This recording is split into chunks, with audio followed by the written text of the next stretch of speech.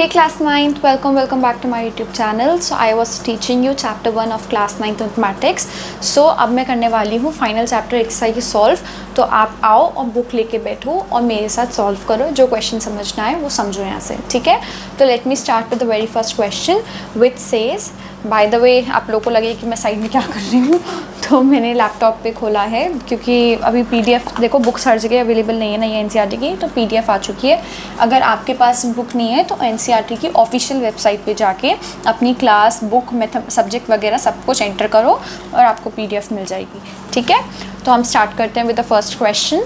तो first question says that कि आप उस पॉइंट के कोऑर्डिनेट लिखो जिस पे एक्स एक्सिस और वाई एक्सिस इंटरसेक्ट करते हैं, right. What are the x coordinate and y coordinate of the point of intersection of the two axis, ठीक है. तो अब ये समझो, पहले तो जिसने मेरी वीडियो का मतलब इस चैप्टर का पार्ट 1 देखा होगा उसको तो आंसर एकदम से याद हो गया होगा, क्योंकि मैंने आपको उसमें बोला था स्पेशली ये चीज़ कि क्या होता है. तो क्या होता है, अगर जिसको आ गया तो वेरी गुड, वो स्किप करो, आगे बढ़ो. सेकेंड क्वेश्चन, इसको नहीं आया समझो. देखो एक्स एक्सिस और वाई एक्सिस कहाँ पे इंटरसेक्ट करते हैं, जल्दी सोचो. ओरिजिन, ठीक है. ओरिजिन की कोऑर्डिनेट क्या होते हैं, 0,0. So the coordinates of the point where x and y axis intersect each other is origin, that is 0,0, ठीक है. इजी क्वेश्चन था, सिंपल. अब नेक्स्ट क्या कहते हैं, अगर आप सुनो कोऑर्डिनेट में जितना आप ग्राफ से क्वेश्चन करोगे आपको ज़्यादा समझ आएगा, ठीक है. तो ग्राफ से करो. नाउ सेकंड क्वेश्चन करते हैं. सेकंड क्वेश्चन क्या कहता है, point W has x coordinate equals to -5. तो पहले हम कोऑर्डिनेट एक्सिस ही बना लेते हैं, y एंड x एक्सिस, ठीक है. यहाँ पे 0, 1, 2, 3, 4, 5 उतने ही लिखो जितने क्वेश्चन में रिक्वायर्ड हो. 1, 2, क्योंकि 5 तक बात की है तो हम 5 तक कर रहे हैं हर जगह, ठीक है. -1, -2, -3, -4 एंड -5. -1, -2, -3, -4. यहाँ पे मैंने गलती कर रखी है, जिसको पता है वो बता दो, जिसको नहीं पता क्यों नहीं पता. अच्छा नहीं कर रखी, मुझे लगा मैंने y और x एक्सिस नहीं लिखा, ठीक है, नहीं कर रखी. ओके फाइन, ये बात ध्यान रखना. आप लोगों को बता दूँ, ये एरोज लगाना y और x लिखना ज़रूरी होता है, ठीक है, इंपॉर्टेंट होता है, नंबर कट जाते हैं. अब आपको दिया है कोई पॉइंट W है जिसका x कोऑर्डिनेट इक्वल्स टू -5 है. अच्छा, कोई भी पॉइंट है जिसका x कोऑर्डिनेट -5 है. तो अगर मैं देखो ये x पे -5, ठीक है. अरे भैया तो आपको कलर दिख नहीं रहा होगा, इसकी इंक खत्म हो रही है. Okay fine, will continue with black, ठीक है. अब देखो आप ये समझो x कोऑर्डिनेट पे -5 यहाँ पे है. तो अगर मैं कोई भी पॉइंट यहाँ पे मार्क करूँ, मतलब ये x एक्सिस से आप एक पैरेलल लाइन ये ड्रॉ कर लो, तो अगर कोई पॉइंट मैं यहाँ पे करूँ, यहाँ पे करूँ, यहाँ पे करूँ, यहाँ पे करूँ, इन सब पॉइंट का जो x कोऑर्डिनेट होगा उसकी वैल्यू -5 होगी. y कोऑर्डिनेट तो कुछ भी हो सकता है, y कोऑर्डिनेट यहाँ 1 हो सकता है, यहाँ 3 हो सकता है, यहाँ 5 हो सकता है. वो तो पूरी लाइन पर कभी भी देखो, यहाँ पे -5, -1.5, -5, -3 जो भी है y की वैल्यू बदल रही है, पर इस पूरी लाइन पे x की वैल्यू -5 ही है, ठीक है. तो आपसे क्या पूछा है कि कोई पॉइंट W है जिसका x कोऑर्डिनेट -5 है. मान लो कि ये है ये मान लो W पॉइंट, ठीक है, क्योंकि आपको y कोऑर्डिनेट तो दे नहीं रखा, आपको सिर्फ इतना बोला है कि -5 है उसका x कोऑर्डिनेट. तो इस लाइन पे कोई भी पॉइंट का -5 x कोऑर्डिनेट है, बाकी सब की y बदल रही है. तो सपोज मैंने ये मान लिया कि ये W है, ठीक है. तो आपको आगे क्या बोला है, can you predict the coordinate of point H which is on the line through W parallel to y axis. वो कह रहा है कि आपने कोई, अब ये जो आपने क्या करा, बट कोई भी W पॉइंट है उससे आपने y एक्सिस के पैरेलल एक लाइन बना दी. तो y एक्सिस ऐसे है, तो देखो मैंने W पॉइंट से एक लाइन उसके पैरेलल बना दी. तो आप पूछा है कि H पॉइंट के आप कोऑर्डिनेट्स प्रिडिक्ट कर सकते हो और वो कौन से कोऑर्डिनेट में लाई करेगा. तो देखो आप ये समझो, ये लाइन पे मैं H कोऑर्डिनेट, कोई भी पॉइंट H मान लो, उसने यही तो कहा कोई पॉइंट H है. जब आप W से पैरेलल लाइन ड्रॉ करोगे, मानो इसे H मान लिया, तो H पॉइंट के कोऑर्डिनेट्स में मैं सिर्फ x एक्सिस का मतलब x कोऑर्डिनेट ही प्रेडिक्ट कर सकती हूँ, क्योंकि वो -5 होगा. क्योंकि मुझे इतना पता है कि ये -5 से पास कर रहा है, तो x कोऑर्डिनेट -5 है. पर मुझे y कोऑर्डिनेट की गारंटी कहीं नहीं दे रखी है. हो सकता है h ये हो, h ये हो, ये हो. h के बारे में सिर्फ इतना पता है कि वो इस लाइन से पास कर रहा है जो कि W से पास कर रहा है, मतलब उस लाइन पे लाई कर रहा है जिस पे W है. तो उस लाइन पे W की वैल्यू कोऑर्डिनेट क्या, x कोऑर्डिनेट -5, बाकी हमें y का पता नहीं, तो हम y कोऑर्डिनेट की नहीं कर सकते. तो आप आंसर लिखोगे कि h पॉइंट के लिए हम x कोऑर्डिनेट प्रिडिक्ट कर लेंगे विच इज़ -5, पर हम y कोऑर्डिनेट प्रिडिक्ट नहीं कर सकते. अच्छा, अब उसने पूछा एच कोऑर्डिनेट कौन से क्वाड्रेंट में होगा, तो इसका आंसर होगा कि आपको जो एच पॉइंट है वो या तो सेकंड क्वाड्रेंट में होगा या थर्ड क्वाड्रेंट में होगा। जिसको नहीं पता, ये फर्स्ट क्वाड्रेंट है, ये सेकंड क्वाड्रेंट है, ये थर्ड क्वाड्रेंट है और ये फोर्थ क्वाड्रेंट है। नहीं समझ आया, पार्ट 1 जाके देखो, समझ आ जाएगा। अच्छा, इसका आंसर क्यों है कि सेकंड और थर्ड में क्यों हो सकता है, क्योंकि ये लाइन तो इन्फिनाइट तक जा रही है। हो सकता है एच ये पॉइंट हो तो उसका कोऑर्डिनेट -5,0 हो जाएगा। अगर उससे ऊपर गया तो एच पॉइंट सेकंड कोऑर्डिनेट में आ जाएगा और उसके नीचे गया तो थर्ड कोऑर्डिनेट में आ जाएगा। क्योंकि आपको वाई कोऑर्डिनेट नहीं पता, पॉजिटिव है, नेगेटिव है, 0 है, तो आप उसके वाई कोऑर्डिनेट की गारंटी नहीं ले सकते। पर आपको इतना पता है कि x -5 है, तो इस वजह से पॉइंट या तो सेकंड क्वाड्रेंट में होगा या थर्ड क्वाड्रेंट में। ठीक है, तो इसका आंसर है कि आप ये है, एक तो पहले आपकी -5 है, वाई कोऑर्डिनेट प्रिडिक्ट नहीं कर सकते, दूसरा पॉइंट सेकंड या थर्ड क्वाड्रेंट में लाई करेगा। ठीक है, so now let's continue with the third question which says consider the point R A, wait पहले मैं थोड़ा बोर्ड क्लियर कर दूँ तो हम प्लॉट कर देते हैं। ओके, तो R पॉइंट था 3,0 which is this point R। Plot करना नहीं आता तो प्रीवियस वीडियो देखो, सब समझ आ जाएगा। A पॉइंट है 0,-2, this is A point. M point is -5, -5, -2, this is M point. ठीक है, next is -5,2, right, -5,2, okay, -5,2, this is which point, P point. अब आपको दिया है कि if they are joined in the same order, predict same order में join, यानी पहले मैंने R से A से फिर M जॉइन करा, फिर P जॉइन करा और फिर ये जॉइन कर दिया। Two sides of RAMP that are perpendicular to each other. अब आपको गेस करना है कि ऐसी कौन सी दो लाइन्स हैं जो परपेंडिकुलर हैं एक दूसरे के। देखो, बहुत सही क्वेश्चन है ये। आप देखो, परपेंडिकुलर लाइन्स क्या होता है, जब दो स्ट्रेट लाइन्स 90 डिग्री पे इंटरसेक्ट करती है, तो जैसे ये कॉमन पॉइंट है तो ये लाइन और ये लाइन है ना, ऐसे। अब देखो, पहले तो जिसको समझ आइए कौन सी दो लाइन परपेंडिकुलर होंगी, वेरी गुड। अच्छा, जिसको नहीं आया सोचो अभी थोड़ा, 1 2 3, ये दो लाइन्स परपेंडिकुलर होंगी। क्यों, ये देखो, ये लाइन जा रही है -5 से 2, मतलब -5, इन दोनों कोऑर्डिनेट तो -5 है। ठीक है, वेट, -5 है, इसका 2 है, इसका -2 है। तो इतना तो समझ आ गया कि ये लाइन जो है, मतलब ये x कोऑर्डिनेट इसका -5 है, ये -5 पॉइंट है, ये x कोऑर्डिनेट है। तो यहाँ से तो जो भी लाइन आएगी स्ट्रेट लाइन आई है। अभी P पॉइंट इसी लाइन पे यहाँ पे है और M पॉइंट यहाँ पे है, तो ये एक स्ट्रेट लाइन हो गई। और यहाँ पे देखो, इसका y कोऑर्डिनेट क्या है, -2, इसका y कोऑर्डिनेट क्या है, -2। तो ये लाइन x एक्सिस के पैरेलल चल रही है, ये लाइन x एक्सिस के पैरेलल चल रही है। जैसे M के यहाँ पे बिल्कुल स्ट्रेट पे है A, ठीक है, तो ये लाइन इसके पैरेलल चल रही है।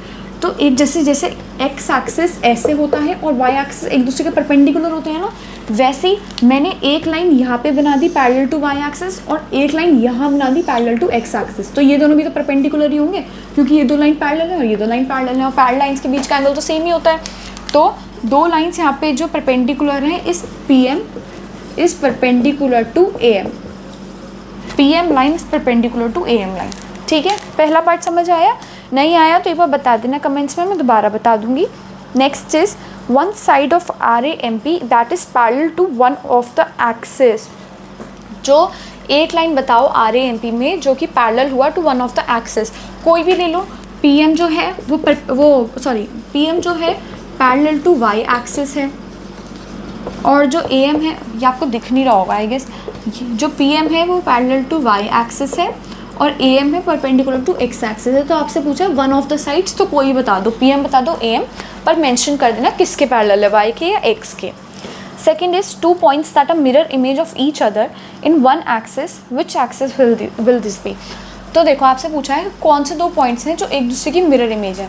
अब ये बहुत इंपॉर्टेंट कंसेप्ट है, पता नहीं आपने अभी फिजिक्स में पढ़ा नहीं होगा या पढ़ा होगा 9th क्लास में, आई डोंट नो पढ़ाते हैं या नहीं पढ़ाते फिजिक्स में, पर देखो उसमें आपने क्या पढ़ा होगा। ये तो कॉमन सी बात है ना, आप कभी खुद शीशे के आगे खड़े होते हो तो क्या होता है, आप जैसे शीशे से अगर 5 मीटर दूर खड़े हो ना, तो शीशे के अंदर जो आपकी रिफ्लेक्शन होगी वो भी 5 मीटर ही दूर होगी, है ना। तो आपसे पूछा कौन से दो पॉइंट एक दूसरे की मिरर इमेज है, तो अगर ध्यान से देखो P और M पॉइंट एक दूसरे की मिरर इमेज है।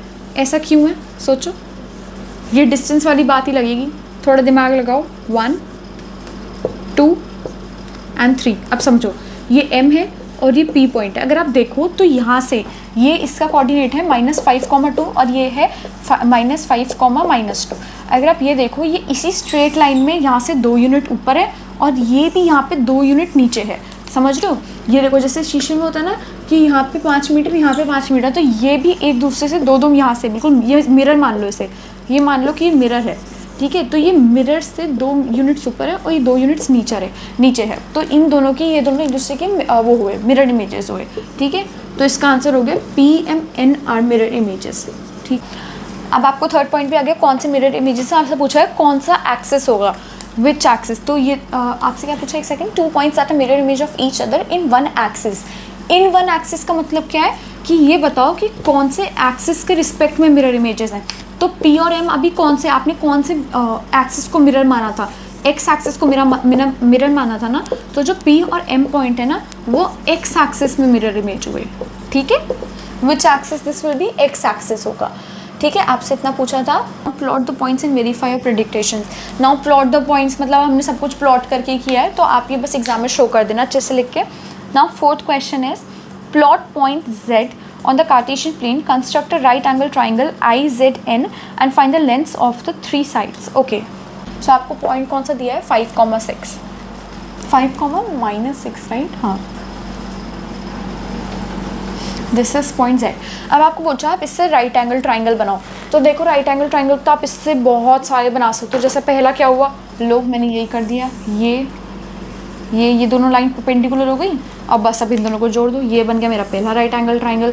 दूसरा कैसे बन सकता है, दूसरा बन सकता है कि मैं कोई भी पॉइंट ये ले लूँ, सपोज ये -7 है, मैं यही पॉइंट ले लूँ एक स्ट्रेट -7 के सीधे में, और रुको आपको दिख भी रहा है, ये हो गया हमारा पहला राइट एंगल ट्राइंगल।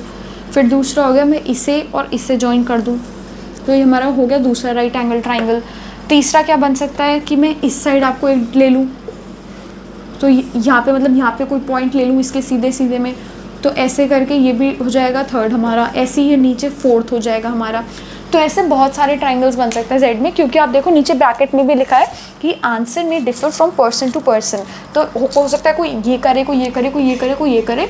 तो आप इससे, जैसे मैं पहला वाला कंसिडर कर रही हूँ क्योंकि ये अभी ईजीएस्ट है, आप इसे कंस्ट्रक्ट भी इजीली कर पाओगे। तो आप यही वाला ले लो, पहला वाला इसका आंसर समझ लो कि सपोज़ यही वाला राइट एंगल ट्राइंगल में ले रही हूँ, तो उसके कोऑर्डिनेट्स क्या हो जाएंगे। पहले तो जेड के कोऑर्डिनेट्स क्या है, 5,-6। दूसरा कोऑर्डिनेट मान लो ए मान लो, तो ए क्या होगा 5,0, और तीसरा क्या होगा बी मान लो, विच इज़ 0,-6, ठीक है। ये एक राइट एंगल ट्राइंगल हो गया जो आपने माना। ओके, ये क्वेश्चन समझ आ गया। अब हम नेक्स्ट क्वेश्चन में पढ़ते हैं, which is fifth question, that is what would a system of coordinates be like if we did not have negative numbers? Would this system allow us to locate all the points on a 2D plane? अगर हम लोग suppose coordinate system में negative numbers होते ही नहीं, यानी हम क्या करते हैं, यहाँ पे मैं आपको इतनी देर से यहाँ पे वाई एक्सिस बता रही हूँ पूरा कि यहाँ नेगेटिव आएंगे या पॉजिटिव, मान लो ये होता ही नहीं, तो क्या आप सारे पॉइंट लोकेट कर पाते? सारे पॉइंट आप लोकेट नहीं कर पाते, क्योंकि फिर आप -1,3 कहाँ से करते, उसके लिए तो आपको चाहिए था ना। तो आप 2D प्लेन के सारे पॉइंट्स नहीं कर सकते, क्योंकि अगर आप इसे प्लेन मानते तो प्लेन तो हर डायरेक्शन में फैलता है, तो आप तो सिर्फ इसी पॉइंट को कर पाते लोकेट। आप ये पूरा इस प्लेन का ये रीजन तो आप कर ही नहीं पाते लोकेट, तो आप 2D के सारे पॉइंट्स लोकेट नहीं कर पाते। Next question is are the points M -3, -4, A 0,0 and G 6,8 on the. अच्छा ये देखो यहाँ पे दे रखा है A 0,0, तो हो सकता है आपको कुछ जो ये क्वेश्चंस में अब लोग इसे ओरिजिन होता है 0,0, तो कोई कहेगा कि इसका नाम ओरिजिन क्यों नहीं दे रखा, A क्यों है। तो वो आपको सिर्फ ऐसी मतलब पॉइंट का नाम तो देखो आप कुछ भी रख सकते हो, पर मैथ्स में हम जनरली ओरिजिन जो मार्क करते हैं उसे 0 करते हैं, पर क्वेश्चन में आपको कभी कभी ऐसे ही थोड़ा कन्फ्यूज़ करने के लिए या कभी जानबूझ के दिखाने के लिए आपको A नाम दे देते हैं। उसका मतलब तो सेम है, देखो 0,0 कोऑर्डिनेट्स तो सेम ही है। तो दे रखा है कि are the points M, A, G on the same straight line, suggest a method to check this without plotting and joining the points. अच्छा, हमें कहा है कि आपको ये पॉइंट्स को प्लॉट नहीं करना है और आपको इन्हें जॉइन भी नहीं करना है। अब बताओ ये स्ट्रेट लाइन बना रहे हैं या नहीं बना रहे हैं। तो पहले तो आप ये पॉइंट लिख लो, रुको, पॉइंट है M विच इज़ -3, -4, ये है हमारा 6th question, and A question which is 0,0 and G which is 6,8, ठीक है। अब आपको इतनी तो बात पता होगी ना कि कोई भी अगर लाइन है, जैसे A B Q है, A B Q लाइन है, तो इतना तो पता है ना, अगर ये स्ट्रेट लाइन पे लाई कर रहे हैं तो A B के बीच का डिस्टेंस प्लस B Q, यानी A B का डिस्टेंस प्लस बी क्यू का distance equals to A Q का डिस्टेंस होगा। ये तो ऑब्वियसली बात है ना। ये एक स्ट्रेट लाइन की निशानी होती है कि अगर ऐसे डिस्टेंस जो होता है वो इक्वल होता है तो हम उसी स्ट्रेट लाइन पे ही मानते हैं, that is A B plus B Q equals to A Q.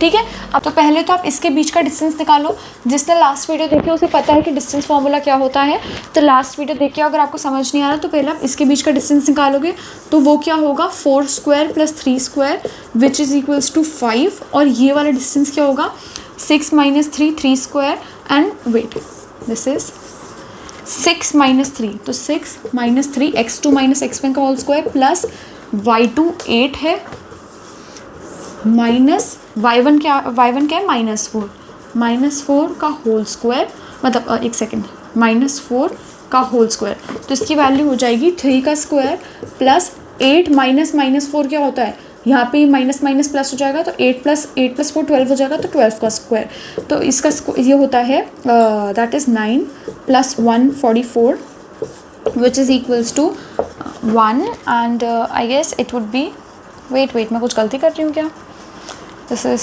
9 and 6 is it 153, 12 का स्क्वायर 154 होता है राइट, मैंने सही पॉइंट्स लिए -3 का, ओहो this is -3 -4, oh sorry I am really very sorry.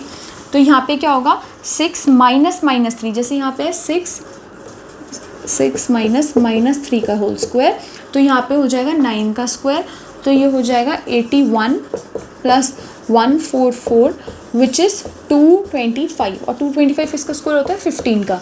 तो हमारी AM की लेंथ 5 है, ये 5 है, ये 15 है, और अब AG की लेंथ निकालो। AG क्या है 8 square plus 6 square which is equals to √100, और ये क्या 10।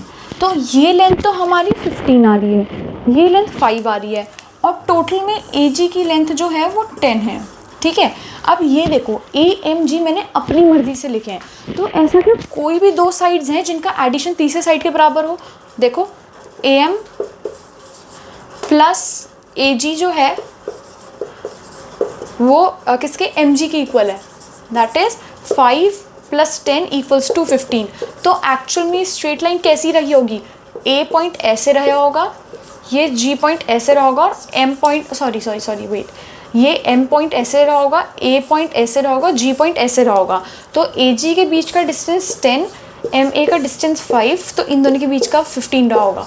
तो आप ये कह सकते हो कि ये तीनों point AMG one straight line पे थे, जिसमें AM की लेंथ 5, MG की 15 और दोनों AG की लेंथ 10 है। तो आप ये प्रूव कर सकते हो कि AM plus AG equals to MG, so we can say that AMG lie on one straight line. ठीक है, ये क्वेश्चन भी हो गया। अब will move on to the next question. 7 भी बिल्कुल 6 जैसा है, आपको सेम डिस्टेंस फॉर्मूला लगा के आप चेक कर सकते हो, तो वो आप करना, ये आपका होमवर्क है ना। 8th question is using the origin as one vertex plot the vertex of right angle isosceles triangle and isosceles triangle with one vertex in quadrant 3 and the other in quadrant 4। देखो ये कुछ भी नहीं है, बहुत easy question है, इसे normal समझो कि 8 क्वेश्चन है, आपको दिया है कि ओरिजिन एक वर्टेक्स मान लो।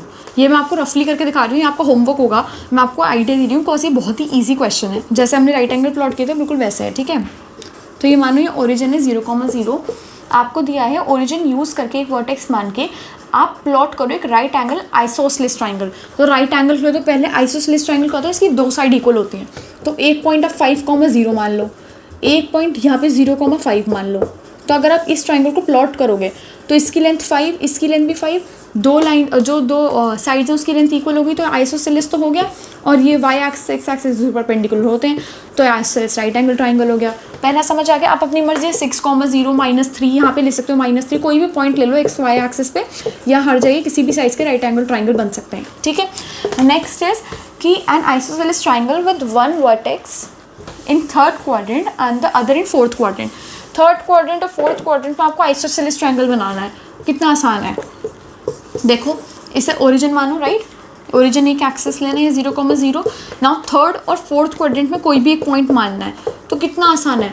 आप यहाँ पे सपोज कोई भी एक पॉइंट मान लो, जिसे लेट इट बी -5, राइट, हाँ -5, -3, और यहाँ पे मान लो 5, -3। ठीक है, अब आप देखो इन दोनों का डिस्टेंस निकालो। अब यहाँ पे वो ट्रिक यूज़ होगी जब मैंने आपको डिस्टेंस, पिछली वीडियो में डिस्टेंस फॉर्मूला में पढ़ाई थी कि ओरिजिन से किसी भी पॉइंट का जो डिस्टेंस होता है वो उस कोऑर्डिनेट का x² + y² होता है। तो अगर मैं कोई भी दो पॉइंट हैं जिनके कोऑर्डिनेट्स सेम है, दैट इज सपोज -5,3 है, नंबर्स में सेम है, चाहे वो नेगेटिव ही सही, जैसे -5,3 या 5,3 ले लो, -5,-3 ले लो, 5,-3 ले लो, इन सब का अगर आप स्क्वायर करोगे ना, x² + y² करोगे, दैट इज -5 का स्क्वायर + 3 का स्क्वायर, उसका भी 25 + 9 होगा, इसका भी 25 + 9, 25 + 9, तो सब सेम होगा। तो इधर आपने देखा मैंने दो सेम नंबर वाले कोऑर्डिनेट्स लिए हैं थर्ड और फोर्थ में, बस ये वाली लेंथ और ये वाली लेंथ फिर इक्वल होगी, बन गया एक आइसोसेलेस ट्रायंगल थर्ड और फोर्थ कोऑर्डिनेट यूज़ करके, सिंपल। अगर आपने मेरी पहले की वीडियोस देखी है ना, उसके ही कंसेप्ट आपने देखो, मैंने कहीं यूज़ करे हर जगह, कुछ नया नहीं यूज़ कर रही, इतना आसान है। अब चलो नेक्स्ट क्वेश्चन करते हैं, which is question number 9, right? The following table shows the coordinate of S and N. In each case, state whether M is the midpoint of segments ST. Justify your answer. देखो इधर कुछ भी नहीं है, अगर मैं आपको पूरा क्वेश्चन करके नहीं दिखा रही, पर मैं आपको एक चीज़ बता रही हूँ कि मिड पॉइंट का सबसे बड़ा क्या है कि अगर कोई भी लाइन पे, सपोज मैंने आपको मिड पॉइंट दिया, मतलब एक लाइन दे रखी है AQ, ठीक है। अब मुझे पता करना है जो B पॉइंट है क्या मिड पॉइंट है या नहीं। तो आप क्या करोगे, आप पहले AB डिस्टेंस निकालो, BQ डिस्टेंस निकालो, AQ डिस्टेंस निकालो। तो अगर AB distance plus BQ distance equals to AQ आया, तो इससे तो ये कन्फर्म हो गया कि ये स्ट्रेट लाइन है, ठीक है। लेकिन अगर स्ट्रेट इसके बाद भी अगर AB डिस्टेंस आपका, यानी पहले तो आपने कंफर्म कर लिया स्ट्रेट लाइन है, अब आपको पता करना है कि B मिड पॉइंट है, तो अगर आपका AB distance AQ distance AB distance BQ distance के इक्वल आ जाता है, तो इसका मतलब ये हो जाता है कि ये दोनों डिस्टेंस बराबर हैं, दैट इज़ ये जो B है ये A और Q के बीच का कोई पॉइंट रहा होगा, तभी ये डिस्टेंस इक्वल है। तो ठीक है, आपको यही करना है। अगर आपको चेक करना है कि क्या M पॉइंट S और T का मिड पॉइंट है, तो वो मिड पॉइंट चेक करने के लिए आप पहले SM डिस्टेंस निकालोगे, फिर MT डिस्टेंस निकालोगे। अगर SM और MT डिस्टेंस इक्वल आया डिस्टेंस फॉर्मूले को यूज, तो अगर SM डिस्टेंस MT डिस्टेंस के इक्वल आ जाता है, तो ये प्रूफ करता है कि M जो है वो ST का मिड पॉइंट है, ठीक है। अब हम नेक्स्ट क्वेश्चन करते हैं, विच इज़ क्वेश्चन नंबर 10। तो क्वेश्चन नंबर 10 क्या कह रहा है कि अगर सपोज मैंने आपको दो पॉइंट्स दिए हैं, which is M point, wait, M point है -7, -1,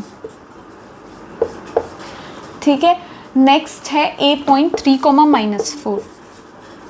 अब आपको दिया है कि मान लो B पॉइंट जो है वो A और M के बीच का, मतलब A और M लाइन का मिड पॉइंट है। अब आप X और Y निकालो, तो जैसे मैंने पिछले क्वेश्चन में करा बिल्कुल वैसे करो, ठीक है।